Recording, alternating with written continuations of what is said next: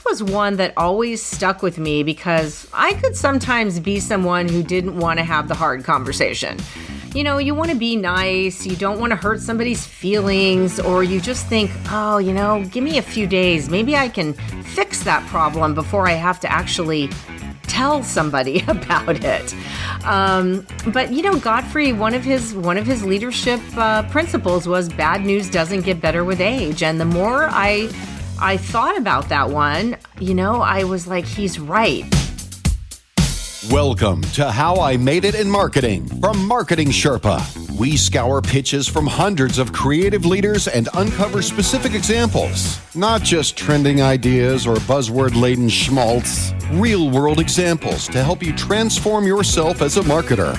Now, here's your host, the Senior Director of Content and Marketing at Marketing Sherpa, Daniel Burstein, to tell you about today's guest. As humans, we want to seek pleasure and avoid pain.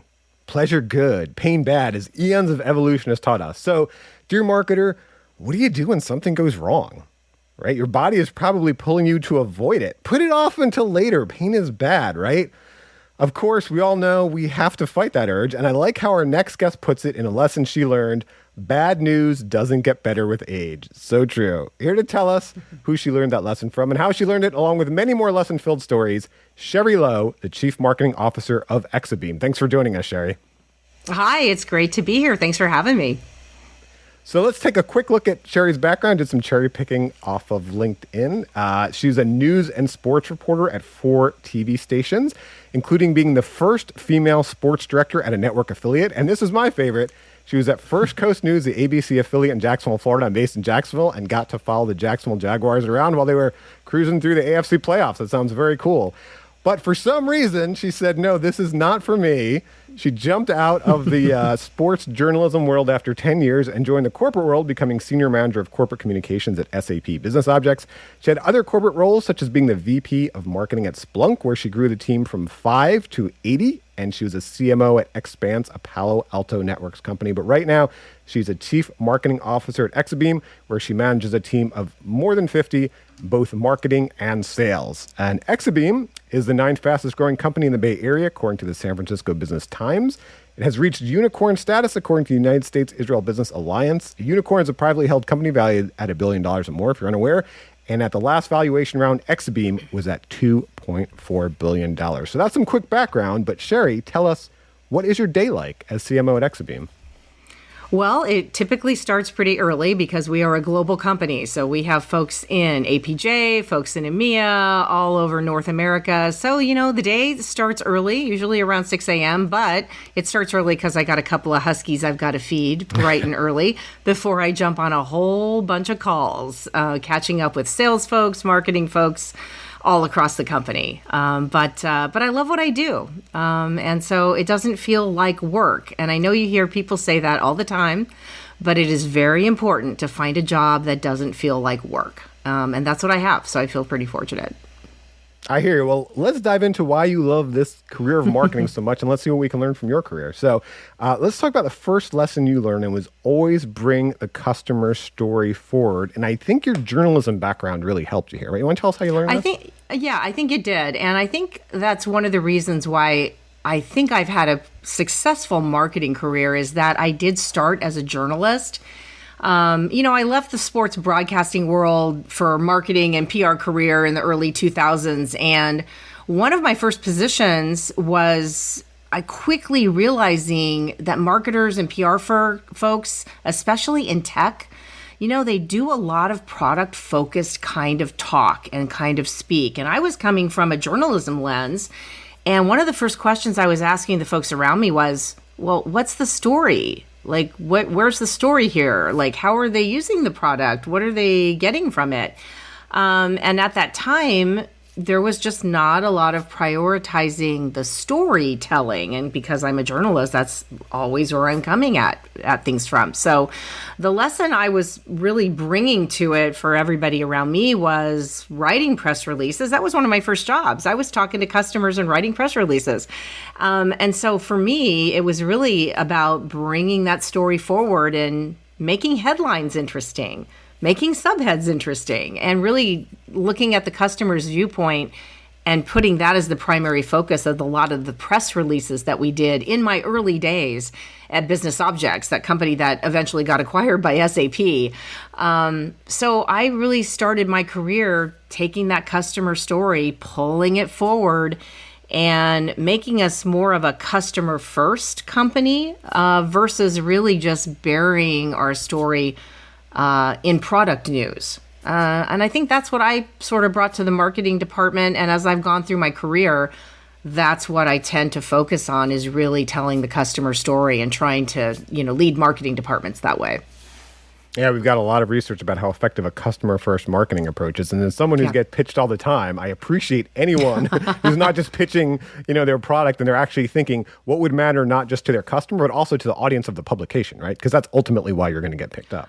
Well, exactly. And I think, when I was first starting my marketing career, there weren't customer marketing departments. There weren't customer reference teams. There were, in marketing departments, you didn't see those kinds of groups. It wasn't until later on they were forming. So it was fun for me to kind of be at the start of a lot of that. Well, I want to ask you about a specific local news tactic, see if you ever use this, because this tactic was always curious to me. Speaking of your, there was that tactic where they use the cliffhanger promo technique, you know what I mean? Where it's like, there's a, find out at 11, who fumbled the ball in the game tonight or whatever. And so I interviewed Julian Rio. He's the Assistant VP of International Marketing for Ring Central earlier on the How I Made It Marketing podcast. And one of his lessons was marketers aren't so different from actors. And I love it because I always love seeing what can we learn from different industries. He talked about we can learn from acting. So from local news and from that kind of broadcast journalism background, have you ever used that kind of cliffhanger tactic of, telling a bit of the story and trying to pull people through in tech marketing? That's a great idea. I have not used the cliffhanger tactic in tech marketing. That's a really good idea. What I have used, though, is the concept of headline writing. Which I think I've brought from my journalism days, and I've pulled that through into a lot of the email marketing that we've done, a lot of those kinds of concepts. Not so much as the cliffhanger thing is great for, I think, a lot of the advertising type of marketing that you can do, but I haven't done a lot of that type of cliffhanger, like see you at 11 type of marketing. But well, click on the good click idea. On this email. Good idea. One of the things happened X. Click on this email to find out. To find out. So headline. So take us through how do you write a headline like a journalist? I mean, when you mention that, I'm thinking the reverse pyramid. Don't bury the lead. Is that what you're talking about, or is it some other? Yeah, it's also bring them interest. Why do I want to read this email? And don't bury the lead concept. And also keep things a little shorter. It's that whole KISS method. Keep it simple, stupid. I'm not going to read 4 paragraphs to get to what you want me to do. And I still, even on my own team, I'll look at some copy from an email and it's like, why is this 4 paragraphs long? No one's going to read this. So really making sure that we're keeping things simple, keeping it easy to read, easy to digest. We don't have attention spans where anyone's going to read anything that's long. And I think the journalism background helps us learn to keep things a little shorter and understand that people are not going to read anything that's that long. Yeah, I think one thing I appreciate from the world of journalism too, which is sorely missed, is the idea of, dog bites man is not a story. Man bites dog is a story. And I can't tell you how many stories I get pitched. I get pitched a story the other day about content marketing. It's great. It's like, we have an audience of professional marketers. They know content marketing is interesting. What are you doing that's so interesting in content marketing or SEO or link building or tech marketing or any of these things that an audience of professional marketers would find it interesting, right? Just something to think about when you're pitching stories and when you're pitching contributed articles, because that's what we're going to talk about next. You said one of your lessons, contributed articles can be used to help ease burdens on editorial staffs. So tell us, you learned this, pretty early before a lot of people were doing contributed articles. How did you learn this? Well, this is something that I learned really back in 2008. I'm going to way date myself, but it was during the banking crisis. And a lot of publications were cutting back on editorial staff. And I think I was at a little company called Ingress. And I do believe that, I was at a company that we were some of the first to realize that with fewer journalists out there, we could actually do a lot of the writing for the companies, for the editorial publications that were cutting back on staffs, and use it as a way to feature our executives as that whole idea of brand journalism. And in a sense, we made our executives the journalists that really helped ease the burden on a lot of these editorial staff at the time. And it did build our credibility as a company. And it also allowed the journalists and some insight into some of our thought leaders' perspectives. So, fast forward to now, and contributed content is everywhere. There's actually forms on sites where you can submit editorial content. And you have sites like Medium where individuals can contribute, or Huffington Post. Those sites didn't exist back, in 2008. So maybe I missed a window of where I could have done something greater than what I'm doing now. But when we came up with this in 2008, nobody was submitting contributed content.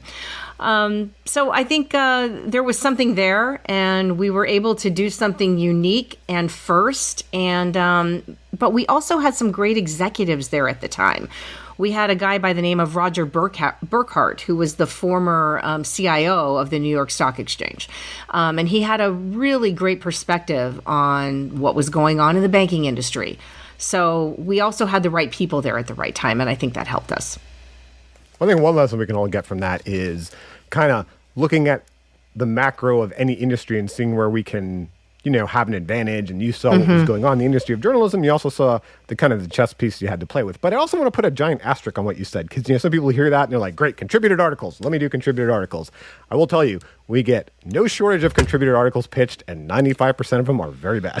And so it's not like with any tactic, it's not just do the tactic, it's how do you do the tactic well. And so you were mentioning, I think that you had found, to me, just from hearing it externally, this is why the story worked. You'd found a good story, right? It wasn't just that you said, hey, journalist, let's write this for you. We'll take it off your back. They're like, yeah, great. What are you going to write? You found a good story. So you want to kind of tell us about how you tapped into and found that story that would ultimately resonate, that would get you in the door and be able to write for those publications? Well, yeah, for example, at Ingress, we were an open source company. So we, our whole idea behind Ingress was we were the new economics of IT. You don't have a lot of money. Banks are failing. You've got to watch your nickels, your dimes, and your pennies. So let us help you do that, because we're open source and we can help you do it at a lower cost than other organizations. So we were able to come at it from a way that people would find interesting. Hey, how can I save money? How can I do this with my budgets getting slashed? So we had a point of view, and it was a point of view from maybe something that a journalist might write about. And we were able to offer it up as not so much promoting our company, but promoting it from the way a journalist might write about it. So that made it a lot more intriguing to offer up an article like that and byline it from our CEO. So it looked a lot less like publicity and a lot more like an actual article. And I think that was a great selling point for it at the time. So it wasn't, hey, version 11 is now out of our software. Yes, exactly. Yeah, exactly. So. This next one made me laugh out loud, so I can't wait to hear you talk about it. You say, honor your brand. So that's, a lesson that we kind of all think of as marketers. Hey, we should be branding right, but honor your brand. What do you mean by honor your brand? Well, I guess I go back to my Splunk days when I talk about honoring your brand. And, before I joined Splunk, and I was one of the pre-IPO kids there, which, lucky for me, and it was a great company and a really fun place to be pre-IPO when there were just a few of us. But one of it was actually a founder who came up with this idea of having a T-shirt that said, take the SH out of IT. And it was just one T-shirt that they took to all these trade shows, and everyone loved them. They just popped up a card table, threw a black drape over it, and gave out these T-shirts. And it was so popular that at one point people were saying, I think they thought Splunk was a T-shirt company. Honestly, it was just so popular. That happened to sell some software on the side, but the problem was, nobody really knew what Splunk was actually selling, but it did get the company a lot of attention. So when I arrived there, and I ran corporate marketing there, and what we really did well was to really formalize the T-shirt program. Because we saw how popular that was and how people really, it was almost like a religion, those T-shirts. So we added more to the lineup, and we connected it more to what we were doing as well, connected it, tying it into the product. And we created a process around it so that it honored the brand and the product and what we were trying to sell. And we also made it very hard to put a new line on a T-shirt. So it couldn't just be anything that made a T-shirt. It was like there were 2 new ones a year. It was a very special thing to roll out a line on a new T-shirt. For example, another one that we came up with was, I like big data and I cannot lie. That was another one. But it was very special to have something, and it was like we voted on them at the company. There was a T-shirt committee. So that was what I mean by honor your brand. Make it special. Don't let anything just go out with your logo on it. And I know that's hard because as you grow as a company, regions pop up, everybody wants to get involved in the swag business and make something. And you do have to be the brand police at some point, and it's a hard job, but it's very important as a marketer. The CMO's role is way more than just building pipeline. You have to honor your brand too, and that's as important as everything else. Yeah, no, that's great. I think, even as creatives in marketing, we can get blinded by that kind of shiny creative idea. So blinded by let's run with it. And, that's where I think the CMO's role comes in, especially working with an agency and saying okay, it's a great idea. Like, how does it actually work for brand? What is our value proposition? What are we communicating? What are we not communicating by saying this? So that's a great example. Well, I've had some crazy stuff happen too. Like somebody, company shall remain nameless, actually made a magnetic logo of the company that he could put on his car. So when he drove his car from one place to another, he's like, I can write it. I can do a tax write-off if I'm driving because I've got I can just put the magnetic thing on the side of my car. And I was like, oh dear. But he thought it looked great. So, crazy thing. I've got so many crazy logo stories anyway.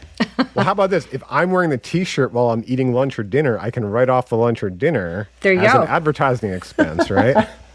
All right. Well, in the first half of the podcast, we talk about some lessons from the things Sherry made, because that's what we do as marketers. We get to make things. I've never been a podiatrist or an actuary or something, but I feel like we actually make things. We make brands, we make products, but we also make them with people. So I also want to talk about some lessons from the people she collaborated with. The first lesson comes from Dave Kellogg, the former CEO of MarkLogic and the current executive in residence at Balderton Capital. And from Dave, you learned marketing and sales can't succeed without the other. So it's kind of that thing we all hear and we all know should be true, but then when we get in the trenches, it's very difficult not to take out the knives. So how did you learn this and how have you lived this? Well, Dave Kellogg, this is one of the most important lessons in my career. And by the way, I've worked for Dave twice. He was the CEO of MarkLogic. He was also the CMO of Business Objects. So had the great opportunity to work for him twice in my career. And he has a great blog, by the way, that if anybody doesn't follow it, you should. It's called Kell Blog, and I read it all the time, and I learn so much from reading that. But he writes about this a lot, but he has a blog about just when sales and marketing don't work together. He calls it a double drowning. And he's always talked about this, and it's literally one of the most deadly embraces in Silicon Valley. And I love this. I love the way he describes this often, but it's basically the head of sales and the head of marketing. And you know how it goes. They are both pointing at each other. They're both blaming each other for pipeline.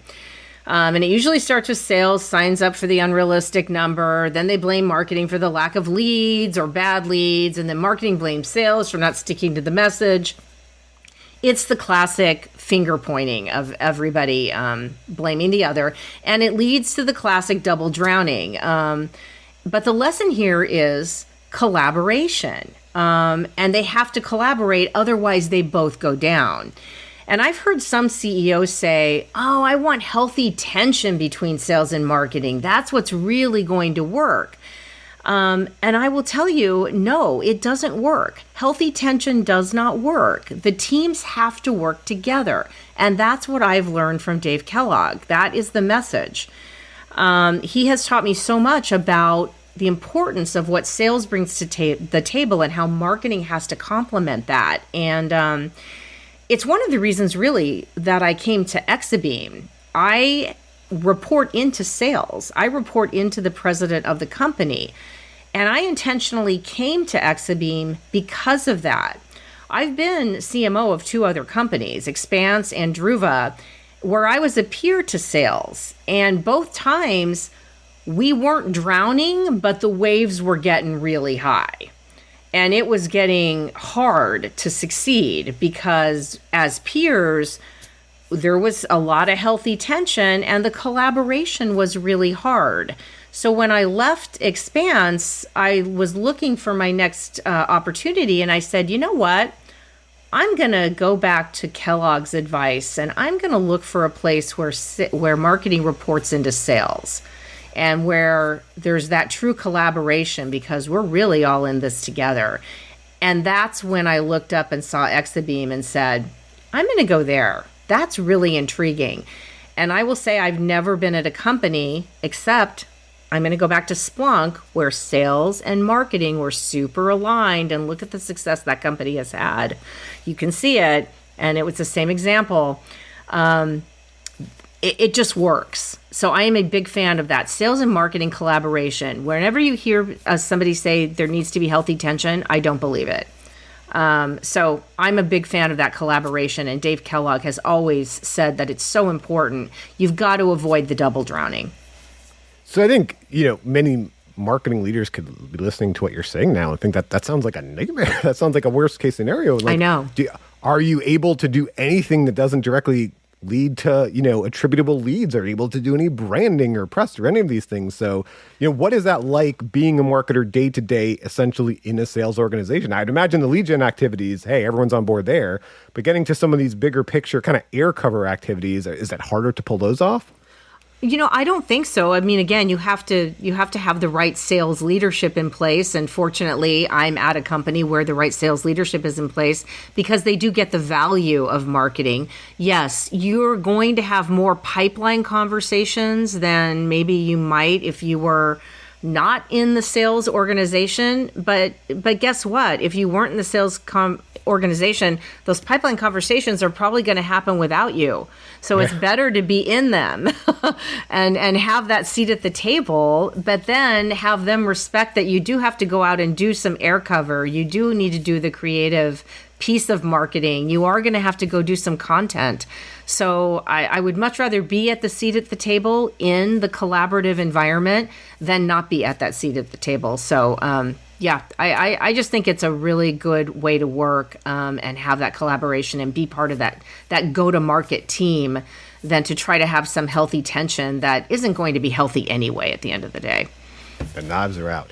I wonder, are there any practices you've consistently honed to learn from a sales team? Like ones I've read this blog post, I remember it was, forget Charlie Sheen, here are 5 marketing lessons from marketers. Because at the time, everyone was talking about marketing lessons from Charlie Sheen. And still we see it, marketing lessons from celebrities, the Kardashians, or business celebrities. What can we learn from Steve Jobs? And in that post, I just wrote, learn from the people right in front of you. Like there's so many people right in front of you that you can learn from. You don't have to learn from a celebrity. So I just wonder, you hear some marketing leaders, they'll go along on sales calls or they'll have taken training in whatever the signature sales methodology is being done at the time. Are there any things that you've done in your career to kind of really learn what it's like to be in sales? Well, I'm going to go back to one of the first things we talked about is talk to the customer. One thing that marketers don't do enough of is talk to customers. They go off and market and forget to talk to customers and hear what it's really like out there.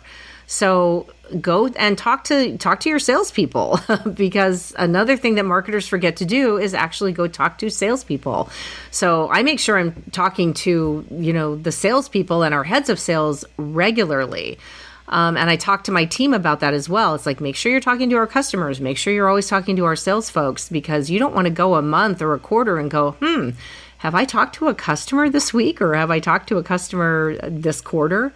And I think sometimes marketers forget to do that. They go off and market and then wonder, why isn't that message resonating?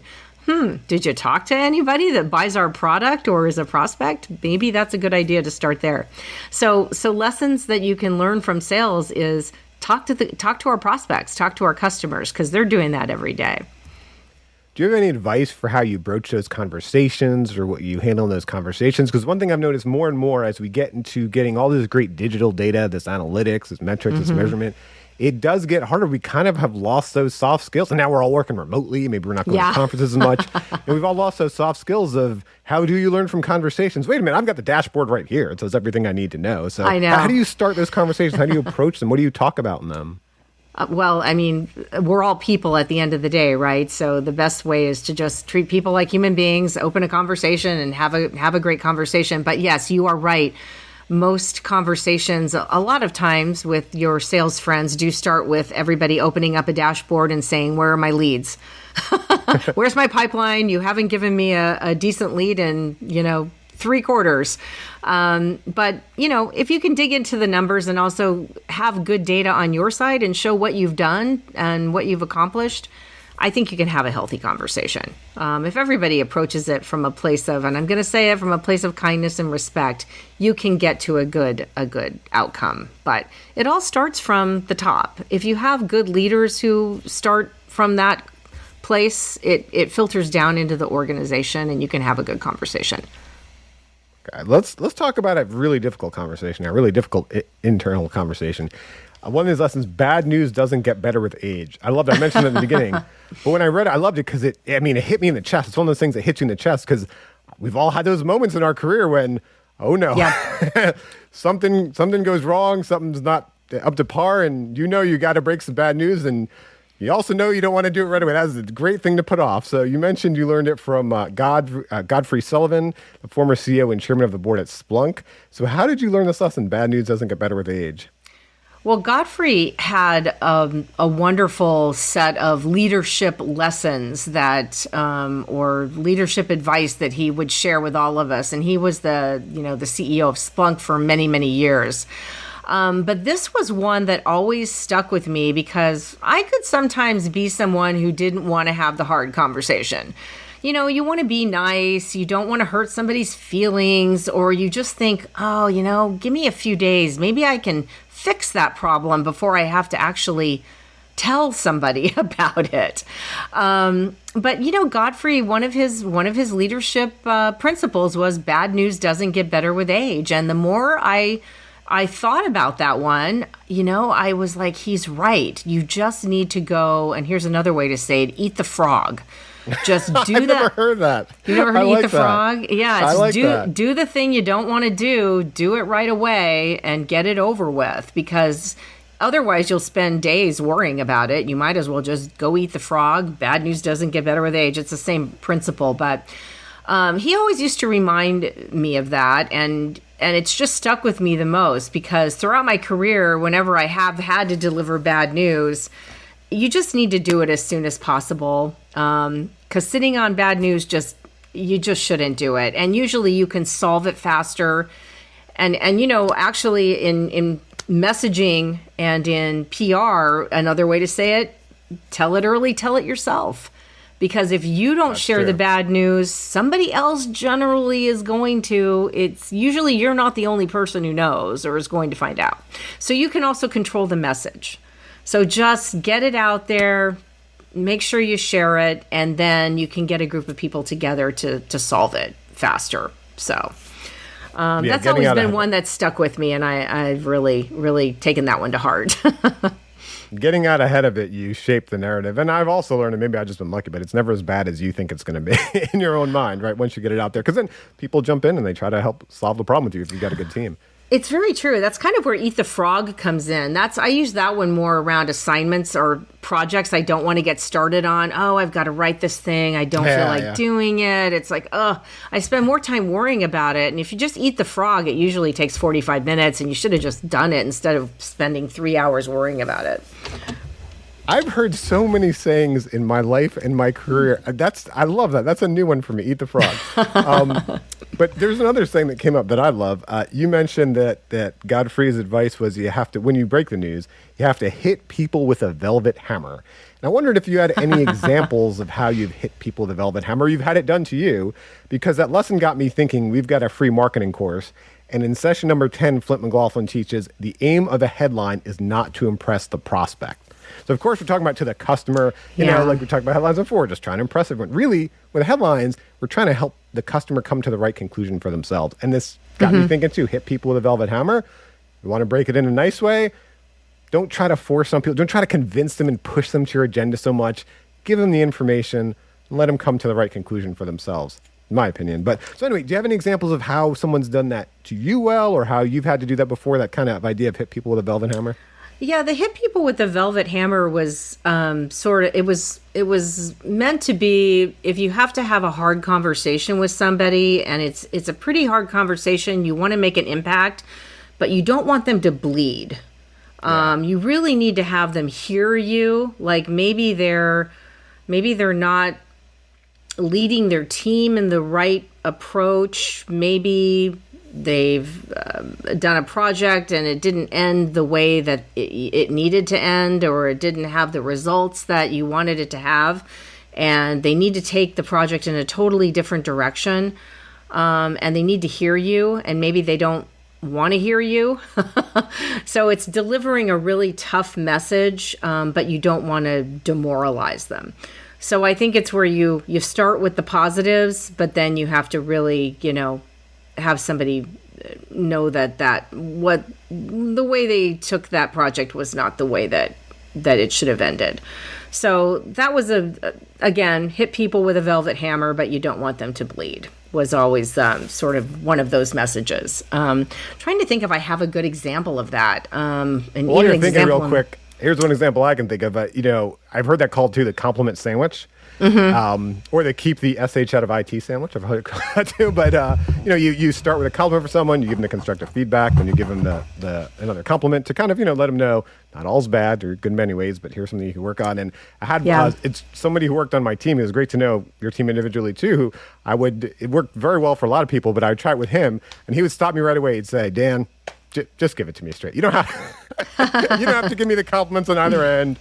I'm fine. Just let me know what the thing is and we move on. And I always appreciate that about him. But there are other people where they need the compliments on each end and they need that reassurance. So I can tell you something I did in my career, which was actually a very big mistake. But it was early in. Yeah, this is always good. Early in my career, and it was here in Silicon Valley, I leaked some news to a reporter because I wanted them to cover a press conference that we were having the next day. And I didn't think that he would come if I didn't. It wasn't even a press conference, really. It was some news we were putting out the next day, actually. And I knew if I didn't leak it, he wouldn't probably cover it the next day. So I wanted to give him the news ahead of time. So I did that. And he did cover it the next day, and we got a nice story, but I had to leak it to him, and my CMO at the time was very, very upset because it had been some financial confidential news that I had shared. So the next day when she, learned that I had done that, she took me into her office, and this is the velvet hammer, I think. She said, she goes, I'm not going to fire you. But this is a fireable offense. However, you got this great coverage for us. So great job. However, newbie marketing girl, PR specialist person, this was just absolutely not the right thing to do. And you're so new in your career. I need to explain to you why this put the company in jeopardy. We're a public company. You shouldn't do these things. And I know you're early in your career and I should fire you, but I'm not going to because I know you need to learn. So that was that's the velvet hammer kind of approach, because I left her office crying. Yeah. But boy, did I learn a good lesson. So that's a good velvet hammer approach. And bless her for not firing me and giving me another chance. Well, and it's a great leadership lesson. And anyone listening, I mean, not that we'll get into it, but yeah, I mean, public companies have certain rules they got to follow. There's quiet Yeah. courses, all sorts of things they have to be very careful about. But that's a great Yes. leadership lesson too, because I've always heard this famous, I think it was a famous like Tom Watson story at IBM about like this was back in the 40s. Someone made like $1 million mistake, and he comes in at Tom Watson's office at IBM, and he's expecting to get fired, and he's like, "Are you kidding me? I just paid $1 million on your education. There's no way I'm firing you." And you get that idea like. Everyone's probably going to make mistakes. If you've got the right people and maybe, they're earlier in their career, like those mistakes are valuable. I mean, that's how we often learn the most is from those mistakes. So, it's, don't be so quick to cut ties on someone. No, and fortunately for me, yeah. And it was something I'm telling that story now. That was 25 years ago. I remember it to this day. It was like yesterday. I remember. And I've never leaked anything again.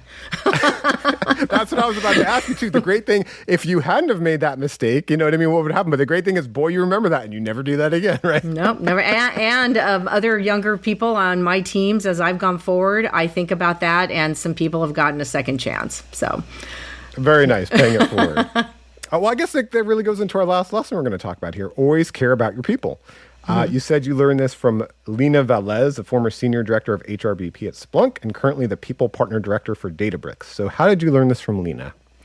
Lena is one of those really incredible human resources folks that, just really, really was a great people person. And I say this because you think of HR people as, well, aren't they all people? That's what their job is. They're supposed to be people.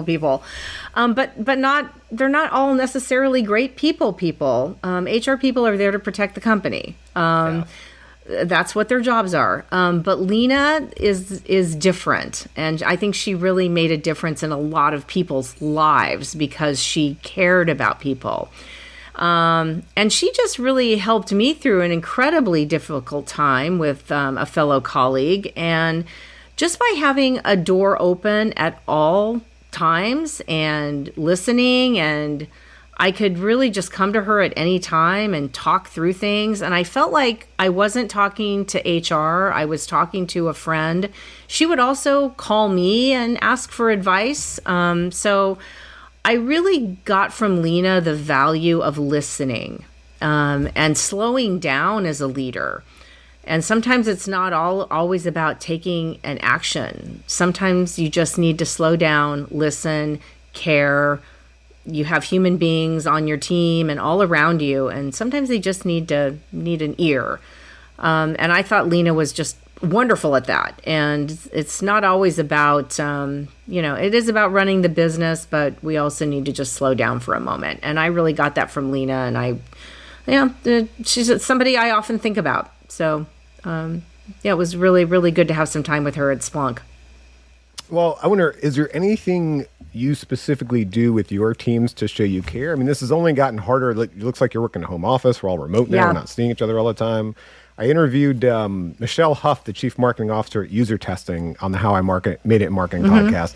And one of her lessons was surround yourself with the right people. And she really talked about here's how I build that culture. I want to have a certain culture here. Here's how I'm building that. So just wonder for you, is there something specific you do to kind of show you care to build that culture? Anything you've learned over the years? Well, I try to come to one-on-ones with my directs with no agenda.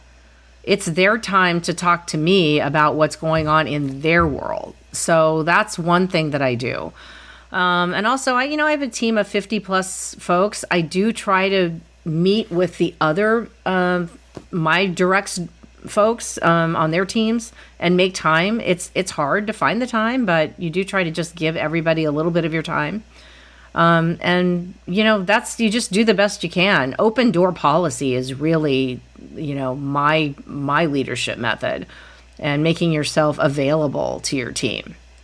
It's hard to work for a leader that isn't available to you. I've worked for both types of leaders. I do better with, leaders who are available to me, who I can text or call or put some time on their calendar. And that's the kind of leader I try to be. And yeah, it is hard. You don't run into people in kitchens anymore. So I think with remote teams I think everyone's trying to figure out this balance of should we have offsites? How often should we have offsites? Do we still do that? Is that still okay? What have you found any right balance for that, or any approach that you've taken? I've tried to do a couple of offsites, which have been fun. Sometimes I find now we're not in a pandemic, but people do still worry about COVID, and they still are wearing masks. I mean, I still wear a mask to the grocery store.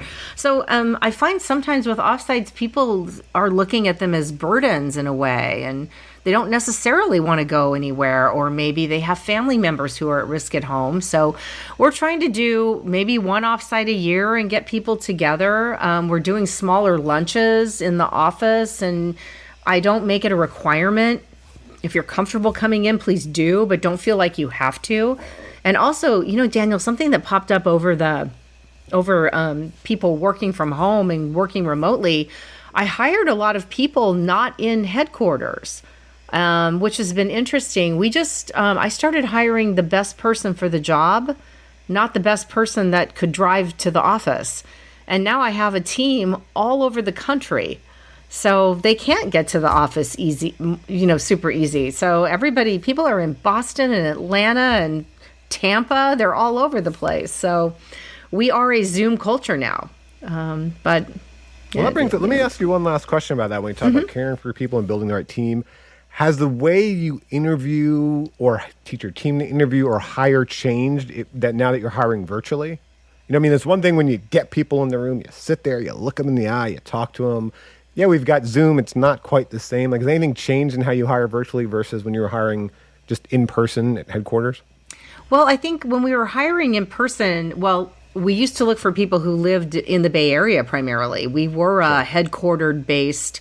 Our offices are in Foster City, so we primarily hired people who were in the Bay Area. And now we really look at resumes in terms of what have you done? What's your experience? And we're not as obsessed with you need to be in the San Francisco Bay Area. And I think, for example, our website person's in Boston. We have a product marketer in Boston. We have, folks in Tampa and Atlanta and South Carolina, all in marketing. Pre-pandemic, probably would not have hired those folks because we would want them near the office. So I feel we're much more skewed towards, is this person going to be able to do the job versus is this person driving distance to our office? And as a result, we have built a stronger team and are less concerned about whether we can see them in person.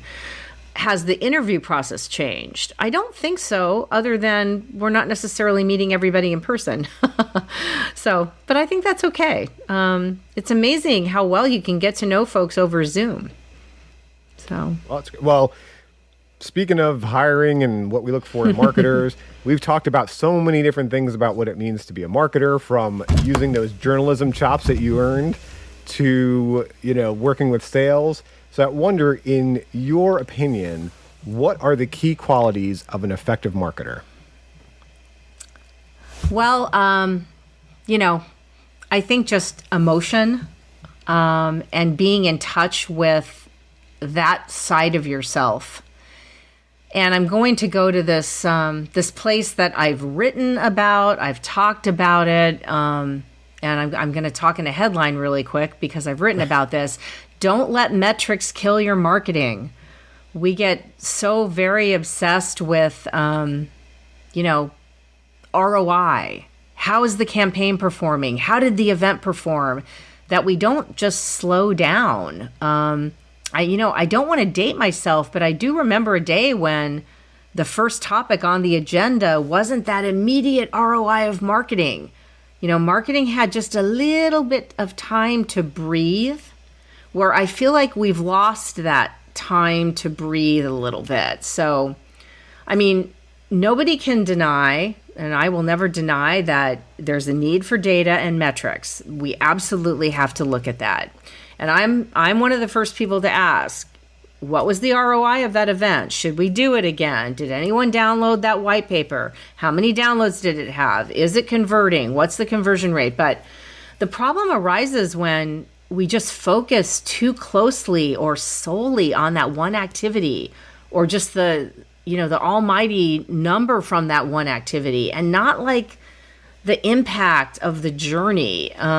You can measure clicks and views and likes and website traffic and all of that, but how do you put a number on creativity or emotion or how do you measure how deeply the campaign resonated beyond just how long they stayed on the page? I just don't want us to lose that time to slow down, breathe, contemplate. And I've always worried about that. So I don't want to be marketers that are afraid to try something different because we're worried about the immediate impact of a metric. And sometimes sales cycles are long, and sales wants to see a metric within 3 months. And, sometimes you're seeing something that, hey, we did that campaign 18 months ago. Look, that's where it all started. So, at the end of the day, I just don't want to lose the magic in marketing, because marketing is about people. People are moved by ideas. And if we're only looking at metrics, we're going to lose magic. And I don't want that to happen. I love, as someone whose background is as a writer, I love hearing you say that, and people are moved by ideas. And like the Splunk example we gave, there wasn't some metrics behind, keep the SH out of IT. That was an organization that resonated with people. And it brings up attribution. I want to tell one quick story, an attribution story about how things could be misattributed, not exactly marketing.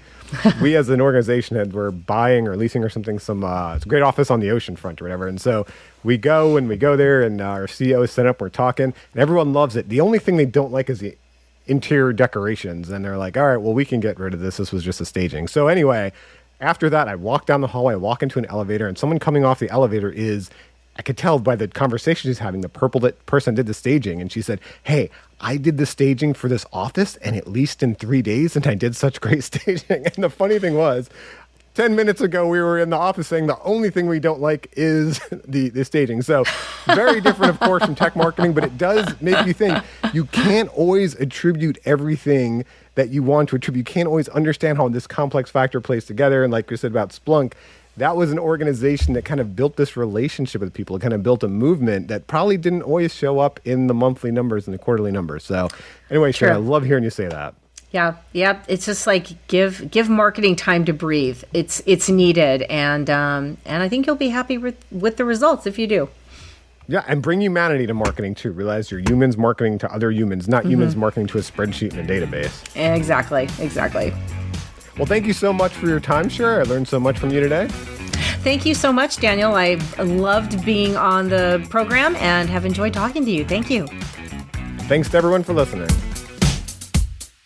Thank you for joining us for How I Made It in Marketing with Daniel Burstein. Now that you've gotten inspiration for transforming yourself as a marketer, get some ideas for your next marketing campaign from Marketing Sherpa's extensive library of free case studies at marketingsherpa.com. That's marketingsherpa.com.